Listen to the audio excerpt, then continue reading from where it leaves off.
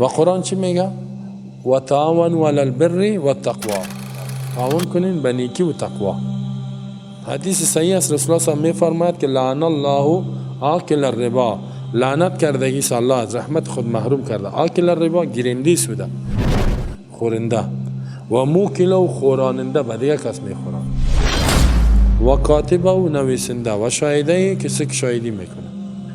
کاتب هم کامپیوتر کار است، نه مشتمل یا معلوم است. شاهدی میته در بین سود و معامله سودی یا معلوم. اینا لذی حدیث چی فهمیده شد؟ که کار کردن در بانک سودی هم یک مصیبت شد. زیرا اینجا که هست این معامله سودی است دیگه، تو شاهدی میتی میری معاملات شاهد میشی.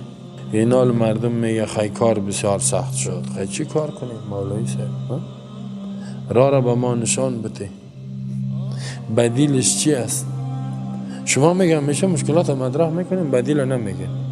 بدیل است، بدیل است، بدیل اسلام بیان کرده. چی است؟ خدا بفرمان دیگه چی است. بانکار اسلامی جور کن، بدیلش بانک اسلامی.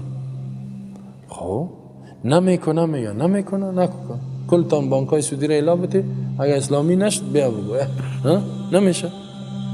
بدیل آسان شمی یک بدیل دگان داره و یک کمی سخت است.